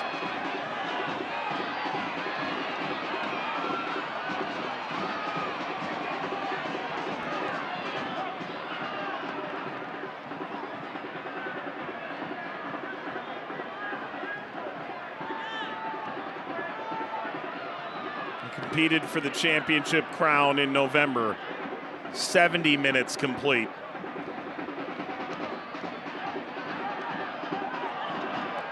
These sides have played 190 level minutes dating back to that championship game. Ball from Torres. It's one that drags Marcanic outside. Malloy. Torres. Oh, out of the venue? No, stayed in it. That was ambitious by Torres, but I have really enjoyed his impact in this second half. His ability to tuck in centrally has allowed Emilio Icaza to get in those higher pockets of space, almost acting as a two-front to MD Myers from time to time. And I think his sole contribution has balanced this Charleston midfield out and has gotten Nick Marcanic onto the side, which he prefers. But at the end of the day, right, tactics are great, possession is great, chances are great, but these are two teams whose both coaching staffs have echoed, we need to see goals at this point. It can be a tired cliche. Danny Stone made it simple. Goals win games. This is a Phoenix team, 5 wins, 5 losses, 5 draws. It's a Charleston team now. It's nearing 400 minutes without a goal. Rito. Smith. Siphoned it off for Charleston.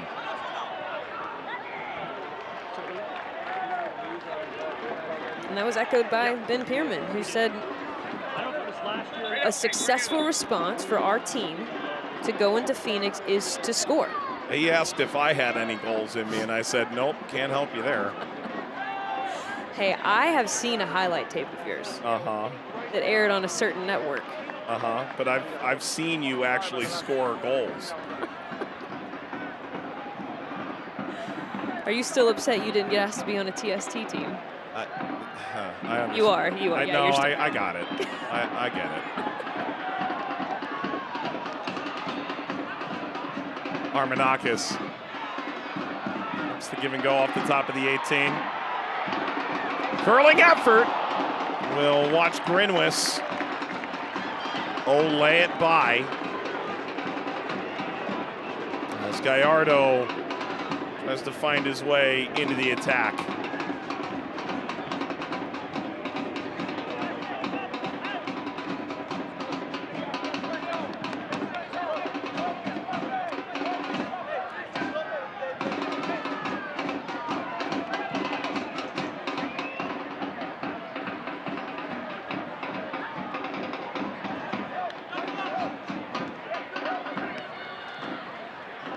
Torres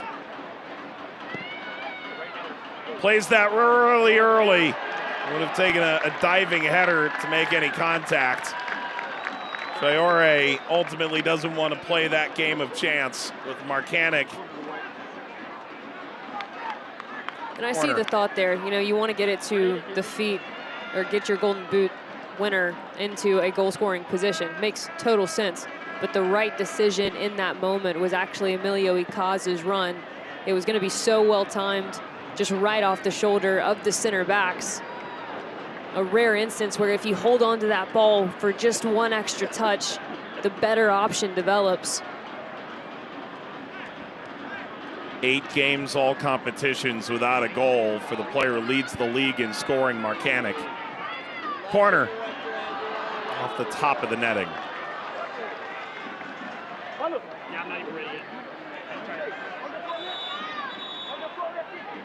Phoenix will make 2 high-powered substitutions. Juan Carlos Azacar, wide player, really electric, exciting for sure. But Remy Cabral is the one that everyone's going to have their eyes on.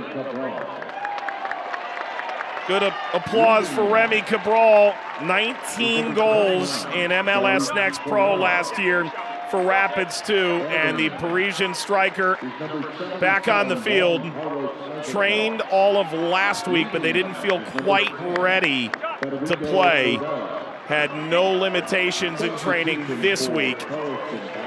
Comes off the bench. That's it for Formella.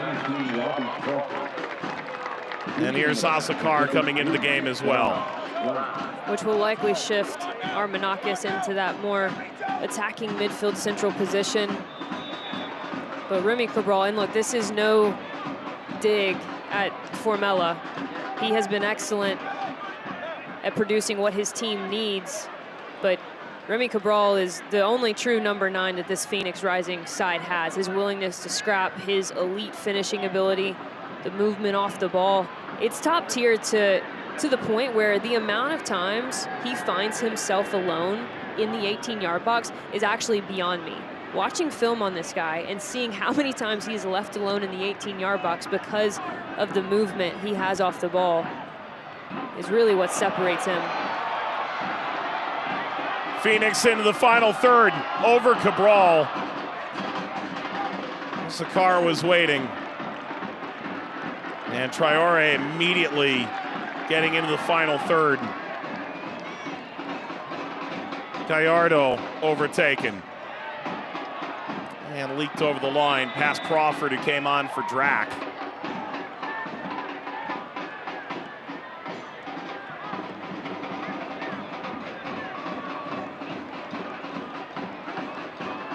Scoreless with a quarter of an hour to play, but not without chances tonight in Phoenix. Still waiting for the breakthrough. Let's take a look at some of the best chances of the night so far. This is the one that's probably going to be a nightmare. Fuenmayor. Then the other way, Marcanic, a touch from Rios Novo off the crossbar. Ikaza denied by Rios Novo. And still scoreless despite over 2 total expected goals between the teams. You gotta give credit to the goalkeepers, right? You want to put all the pressure on the attackers to score, but the 2 keepers in the net for both sides are some of the top in the league and truly championship caliber goalkeepers.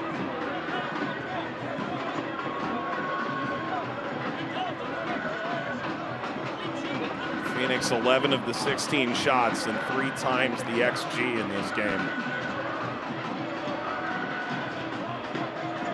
Ultimately, it means nothing if you don't come away with the 3 points. Charleston was the best road team in the league last year. Pretty good on the road this year as well. That's also playing their 10th road match. You mentioned that earlier, of the season already.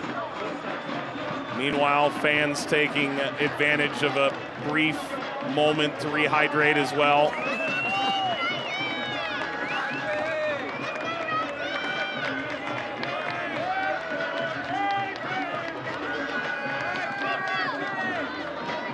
Banditos banging away on this dollar beer night, which was a guaranteed win for a long time. And it's something that exists in Phoenix Rising lore.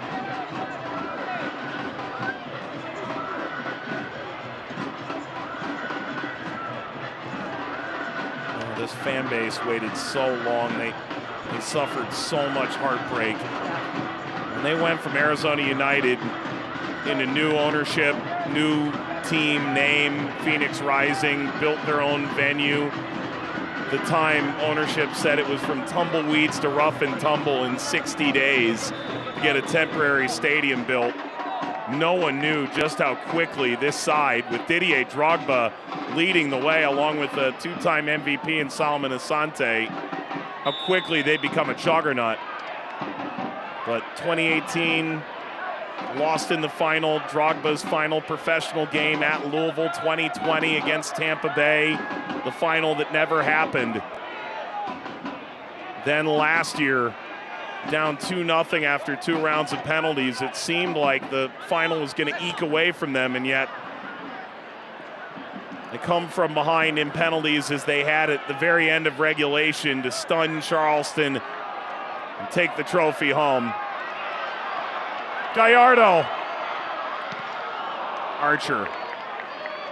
I spoke with Danny Stone about what really stood out. He said so much of that was a blur. A lot of the penalties, the moments that occurred after, all he remembered. You see the commemorative banner here at the venue.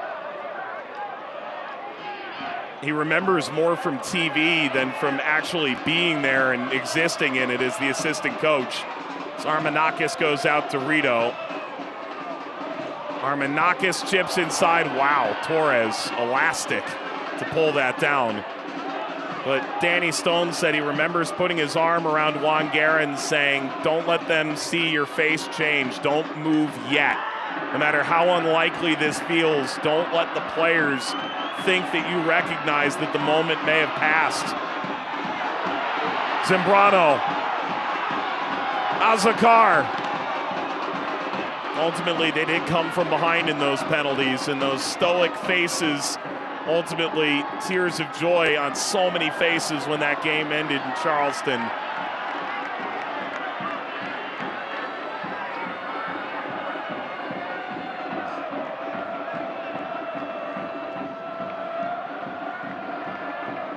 It was the culmination of a decade of high-flying soccer that so often would finish near the top but flail in the playoffs. Well, last year they were, without doubt, the team of destiny.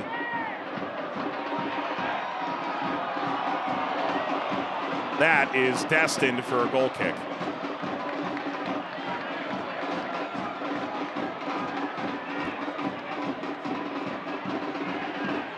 After 9 p.m. Pacific time,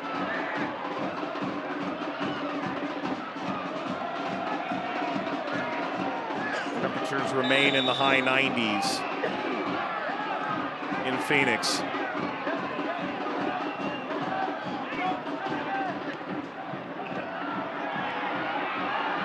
Fuenmayor. Gallardo.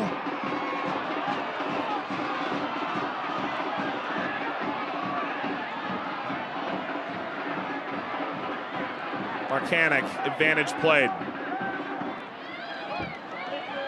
Torres. There's a backside run to be had there. It is Ikaza.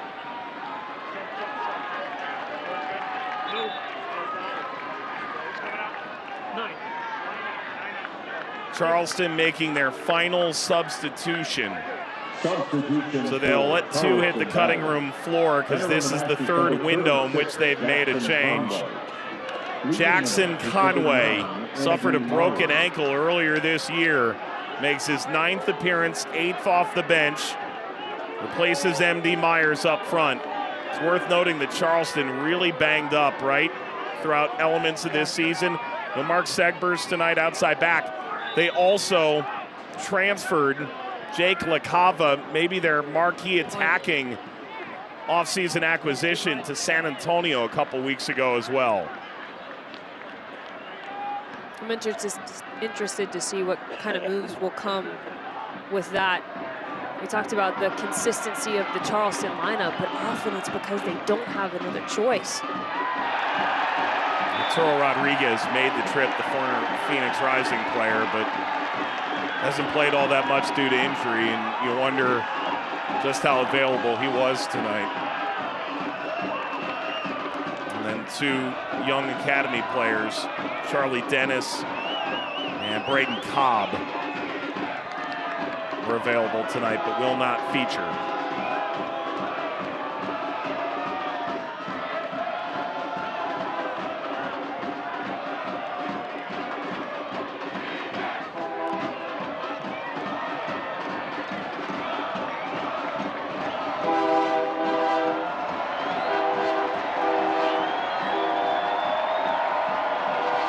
Free kick, won by Rito. The train pulls by in the backdrop. Ball whipped in. Major contact on Grinwis. And now it's a scuffle. It's become a real problem. Now, in the midst of all that, Popmar Boy was on a yellow card. He was involved in one of those first shoving matches. He's the one down in the goal mouth. Archer is down for Charleston. There's a push that appeared to catch Grinwis as well. And as we've mentioned before, there is no VAR, so they can't go back and look at this. What's decided by the AR, the fourth, and the referee is what will stand.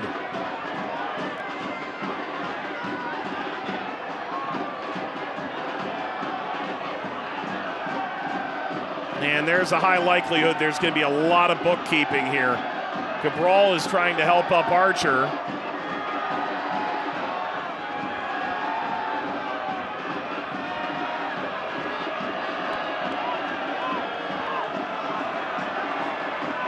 Well, we get the benefit of replay. Take a look. A tough collision initially between Pop Marboy and Adam Grinwis, and Pop Marboy making it a little difficult for Grinwis to get up, which he does not take a liking to. It's hard to tell from those angles if there actually was contact made. Well, and ultimately Grinwis gets up, he shouts back down, which puts him in a position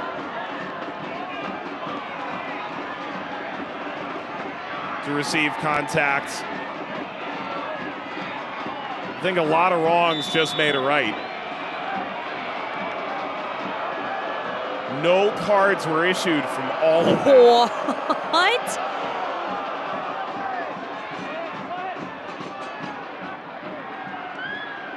I thought half of each team.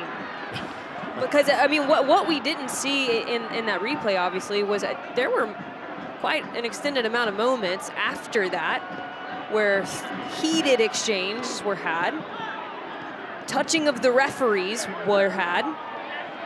There's a lot going on for that to end in nothing. Meanwhile, in Tampa, it's panic at the disco. The disciplinary committee is going to be fine-tooth combing that tonight. And look, you know me.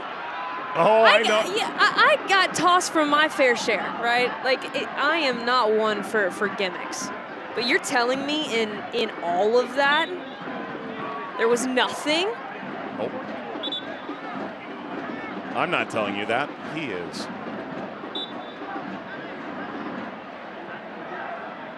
There have been 5 yellow cards in this game, 4 of them to Phoenix players, notably. Torres, Fuenmayor, Hernandez, and Pop Marboy. Graham Smith is on a yellow, garnered in the 63rd minute for Charleston. Marcanic. Ikaza trailing. Ikaza! Off target.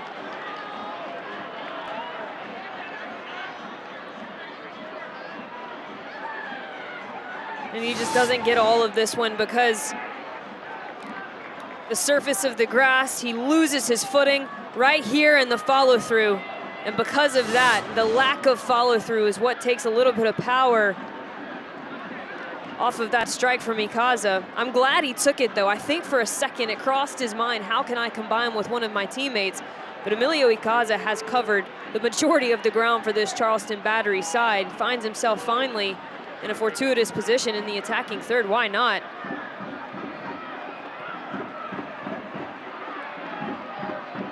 Approaching the witching hour tonight.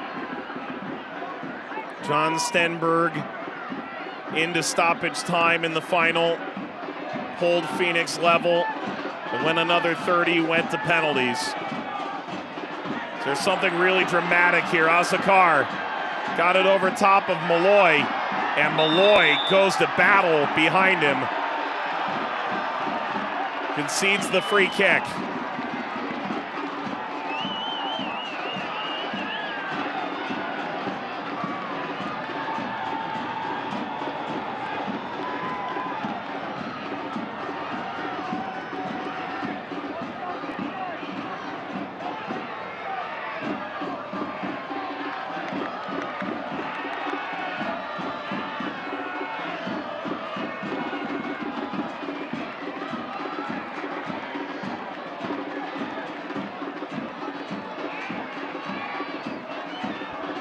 .27 fouls in this game. Armenakis. Ikaza, Torres, Allen. Charleston span out.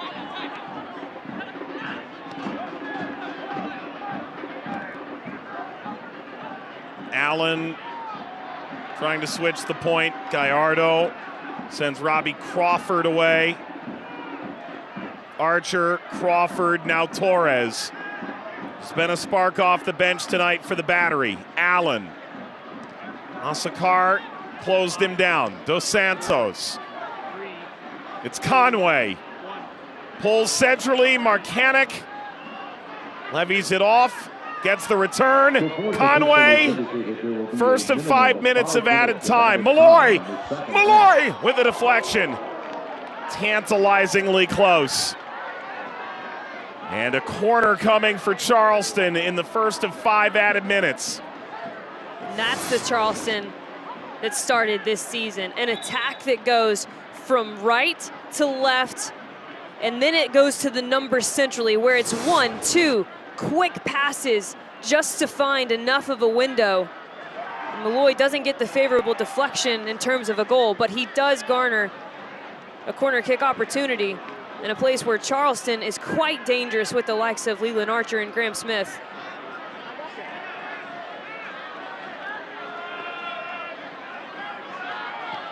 Malloy off the training ground. The run was late. The Phoenix flock forward. Armenakis through for Cabral. Cabral denied by Grinwis. It was offside. It was never going to count.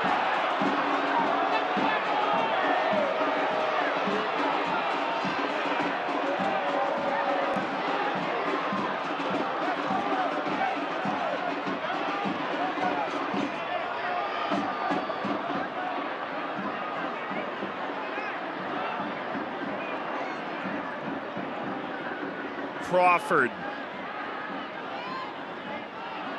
pumps the brakes. Now Crawford. Marcanic went for something just insane and made contact as well. Popmar Boy struggles to his feet.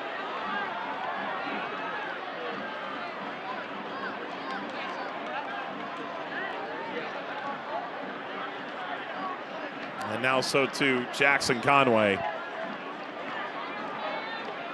And they made him bleed his own blood.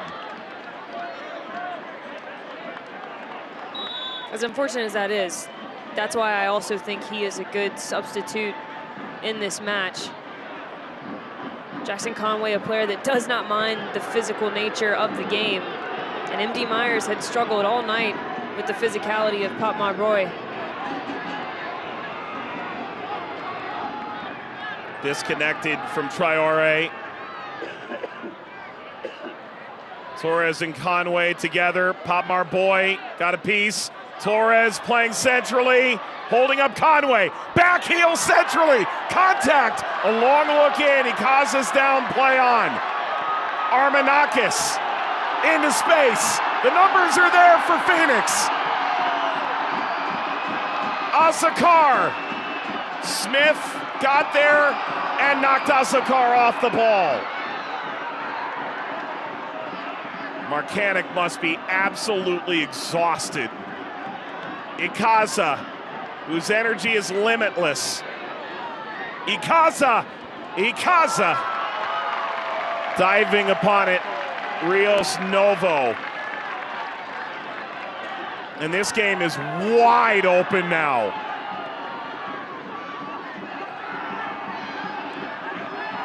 Archer, foul.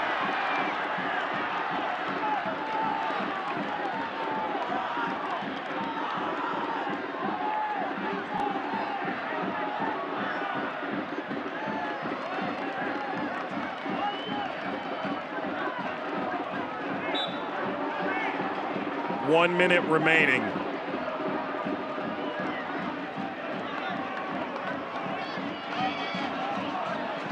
The first half really was a bit of a slog. We got to the chance from Armanakis right before the break, and it really did light the fuse on this game. It's their magic tonight.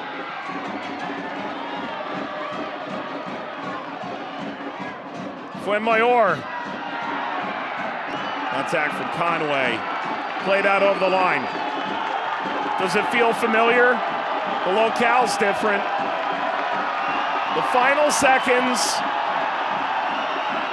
Phoenix equalized in the final in a moment just like this.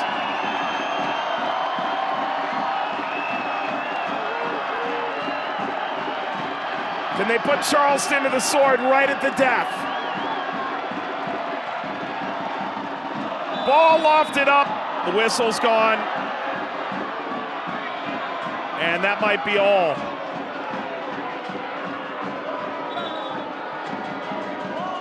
Will Charleston have any time to get forward? Or is this a formality? Onward. Allen.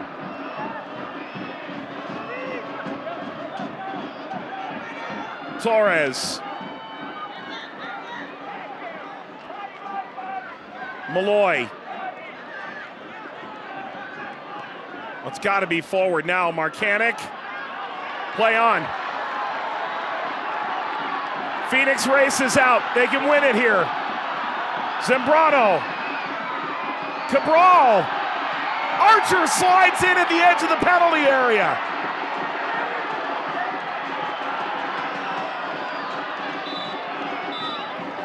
And it is full time. It's not without controversy. It is 0-0. And if we see it again this year, it would have to come at the end. First half was a tactical matchup, but in the second half, Charleston brought the energy and Phoenix matched it. It ended being a game of who wants it more. The potential reward started to outweigh the risk, and we saw what these two teams are capable of. Ultimately, no goals, but positive performances. The next USL on ESPN game comes on ESPN2 Friday, July 5th. Charleston will see Birmingham. 0-0, physical. They said they'd be giving a little more than 100% tonight. The rivalry is real, but it finishes 0-0. For our entire team in Phoenix and beyond, including our birthday boy producer Brady and Marion Crowder, Mike Watts saying, thanks for watching. Phoenix and Charleston finish 0-0. Good night.